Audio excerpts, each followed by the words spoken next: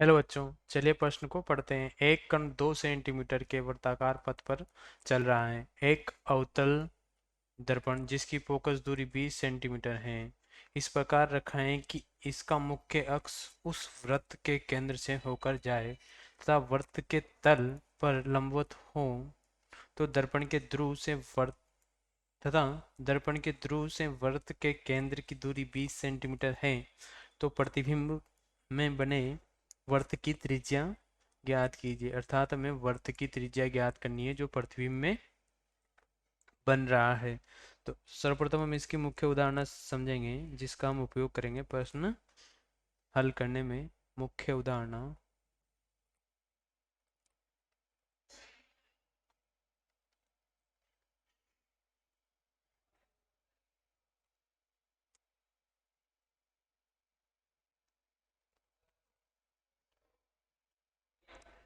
मुख्य उदाहरण हम लिखेंगे कि जो आवर्धन होता है,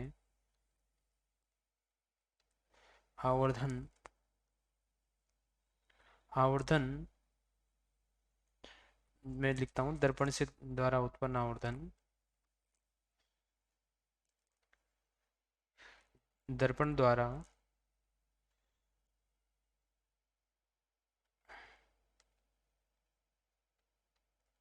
दर्पण द्वारा उत्पन्न आवर्धन।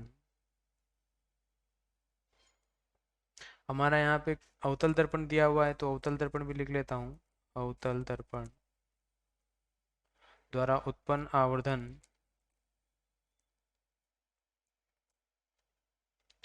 प्रतिबिंब की ऊंचाई, प्रतिबिंब की ऊंचाई तथा वस्तु की ऊंचाई, वस्तु की ऊंचाई के अनुपात के बराबर होता है, के अनुपात के बराबर होता है। अर्थात m बराबर होता है h डैश, में h डैश प्रतिबिंब की ऊंचाई मान रहा हूँ तथा वस्तु की ऊंचाई h मानते हैं। तो हमारा आवर्धन हो गया h डैश अपॉन h, मैंने इसको लिखा समीकरण 1। तथा जो आवर्धन का मान होता है तथा आवर्धन का सूत्र, आवर्धन का सूत्र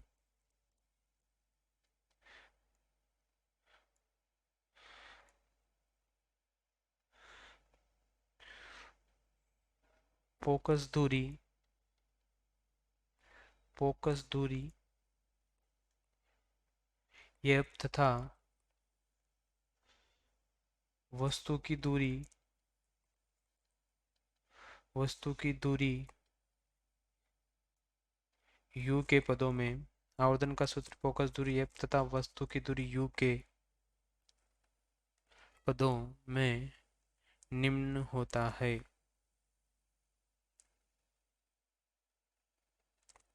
निम्न होता है। तो m बराबर होता है F upon F minus you. ये हम सब जानते भी हैं। इसे मैं समीकरण 2 लिखता हूँ। तो समीकरण 1 और 2 से, समीकरण 1 व समीकरण 2 से हमारे पास क्या आ जाएगा?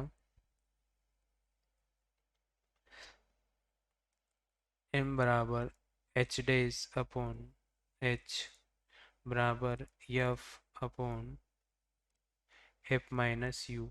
इसे मैं क्या लिख लेता हूँ? समीकरण 3 लिख लेता हूँ। अब इसका उपयोग प्रश्न को हल करने में करेंगे। अब हमें दिया गया है कि एक कण है, हमें दिया गया है कि एक कण है जो वर्ताकार पथ में गति कर रहा है। जो मैंने बैगनी कलर से बनाया ना, उसे वो मैंने क्या माना? कण का फात माना, मतलब कण का पथ माना जो मैंने बैगनी कलर से बनाया। अब मान लें कि जो कण है, तो एक कण के केंद्र से इस उत्तल दर्पण का मुख्य अक्ष जा रहा है। मैंने एक उत्तल दर्पण बनाया जिसका मुख्य अक्ष कण के पथ के केंद्र से जा रहा है। कण का पथ, कण कौन सा पथ कर रहा है, गति कर रहा है हमारा, ब्लू बैगनी कलर का जो सर्किल मैंने बनाया है वह कण का पथ है, जो कि मैंने लिखा भी है, कण का पथ है। अब मान लो कि कण के पथ की ऊंचाई यहाँ से अगर हम मुख्य अक्ष से देखें तो एच मानते हैं, तो हम ध्यान दें तो ये केंद्र से परिधि के बीच की दूरी है क्या, ये वाली, अर्थात जो हमारा एच है वो इसकी त्रिज्या के बराबर हो जाएगा क्या, इसकी त्रिज्या के बराबर हो जाएगा। ठीक है, अब मैं मानता हूं कि, और हमें दिया गया है कि जो ये वर्त का केंद्र है वो ध्रुव से इसकी दूरी कितनी है, u बराबर 30 सेंटीमीटर, ये भी मैंने बैगनी रंग से लिख रखा है। अब मैंने माना कि इसका प्रतिबिंब जो है, इस वर्त का जो प्रतिबिंब है पथ का, वो प्रतिबिंब यहाँ पे बनना एक सर्किल ही बनेगा। ठीक है, यहाँ पे मैंने प्रतिबिंब बन रहा है। अब हम माने कि जो यहाँ पे कोई किसी क्षण पर मान लो कि कण यहाँ पर है, तो मैंने इस कण के लिए मान लिया कि इस कण के लिए प्रतिबिंब इसका यहाँ पे होगा, और इस पूरे सच जो पथ पर होगा उसका प्रतिबिंब ऐसे ऐसे होता जाएगा। ये तुम्हें पता ही है कि जब कण यहाँ पे होगा तो इसका प्रतिबिंब यहाँ पे ऐसे, तो ये पूरा एक कण के पथ का प्रतिबिंब बनेगा यहाँ पे, ये भी एक वृत्त होगा। तो मैंने एक किसी क्षण पर यहाँ पे जब इस कण को माना, तो इसका प्रतिबिंब मैंने माना कि यहाँ पे बनता है। तो जो इस प्रतिबिंब की जो यहाँ से मुख्य अक्ष से जो दूरी है, मैंने एच डैश लिखते हैं हम इसको, एच डैश लिखा। हम ध्यान दें तो ये एच डैश इस कण के पथ के प्रतिबिंब की त्रिज्या है क्या, त्रिज्या है। तो एच डैश बराबर हमने क्या, प्रतिबिंब की त्रिज्या। अब हमें क्या याद करना है कि प्रतिबिंब के पथ की त्रिज्या हमें ज्ञात ज्ञात करनी है, अर्थात हमें एच डैश ज्ञात करना है। अब चूंकि हम लिख लेते हैं, हमें दिया है हमें कण के पथ की त्रिज्या दी हुई है, अर्थात हमें h दिया हुआ है, कण के पथ की त्रिज्या है 2.0 सेंटीमीटर, हमारे प्रश्न में दी गई है। ठीक है, अब चूंकि ये मुख्य अक्ष से ऊपर की ओर माना मैंने किसी क्षण पर, तो मैं इसे धनात्मक ही लिखता हूँ। ठीक है, अब हमें जो ध्रुव से कण का जो पथ है वहां तक की दूरी दी हुई है, तो अगर हम कण के पथ को वस्तु मान रहे हैं तो क्या ध्रुव से वस्तु की दूरी हो जाएगी, जिसे हम u लिखते हैं। तो u बराबर आया 30 सेंटीमीटर। अब ये दर्पण से बाईं तरफ है, मैंने चित्र में तो लिख रखा है ऐसे u बराबर 30 सेंटीमीटर, पर दर्पण से बाईं तरफ है। अब हम सूत्र में इस्तेमाल करेंगे तो यहाँ पे चिन्ह परिपट्टी के अनुसार चिन्ह भी लिखेंगे। अब ये दर्पण के बाईं तरफ है तो ये क्या होगा, u ऋणात्मक होगा। ठीक है, और हमारे फोकस दूरी यफ भी दी हुई है, तो हमारे फोकस दूरी यफ दी हुई है 20 सेंटीमीटर। हमारे प्रश्न में फोकस दूरी कितनी दी हुई है, 20 सेंटीमीटर दी हुई है, तो 20 सेंटीमीटर।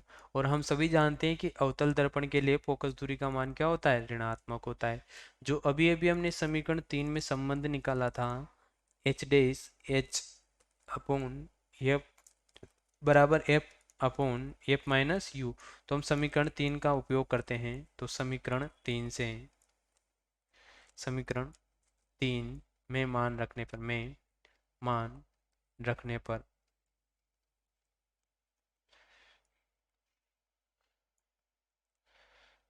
तो एच डैश तो हमें ज्ञात करना है,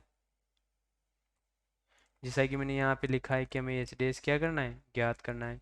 इसमें दिया सेक्शन में भी लिख लेता हूँ, एच डैश हमें क्या करना है, ज्ञात करना है। ठीक है, तो H dash upon H, H का मान हमारे पास कितना है, एच का मान है हमारे पास 2 प्लस का ही है।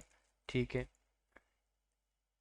अब यफ का मान यहाँ पे यफ है, तो यफ का मान हमें कितना दिया है, -20 अपॉन -, यहाँ पे यफ आता है -20 माइनस, तथा यू का मान कितना है -30 सेंटीमीटर। 30 सेंटीमीटर तो हम सभी को सेंटीमीटर में लिख रहे हैं, तो लिखने की आवश्यकता नहीं है। जब हम इसको हल करते हैं तो एच डैश बराबर आता है -20 इंटू 2 बटे, जो -20 है तो -20 ही रहेंगे, तो माइनस माइनस क्या हो जाएगा, प्लस हो जाएगा, और यहाँ पे आया 30। जब हम इसको हल करते हैं तो हमारा आएगा माइनस के 20 को 2 से गुणा करेंगे तो माइनस के 40 आ गए। तो -20 + 30 बराबर 10 आ गए।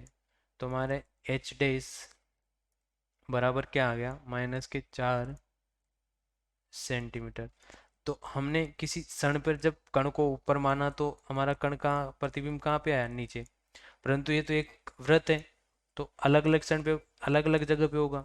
तो हमारे ऋणात्मक से तो कोई मतलब नहीं है। ऋणात्मक चिन्ह ये दिखा रहा है सिर्फ कि कण जब हमने ऊपर माना तब कण का प्रतिबिंब नीचे आ रहा है। तो तो मान सकते हैं कि मोड जो एच का मान है, यानी मापांक एच का मान कितना आया, 4 सेंटीमीटर, जो किसके बराबर है, प्रतिबिंब की त्रिज्या के बराबर है। जो हमने लिखा है वो प्रतिबिंब की त्रिज्या के बराबर है, की त्रिज्या। अर्थात जो हमने यहाँ पे चित्र में भी लिखा है, अर्थात हमारा प्रतिबिंब की त्रिज्या आगे कितनी आई, h बराबर 4 सेंटीमीटर। अर्थात हमारे प्रश्न का उत्तर हो जाएगा 4 सेंटीमीटर। आशा है आप लोगों को प्रश्न का उत्तर समझ में आया होगा। धन्यवाद।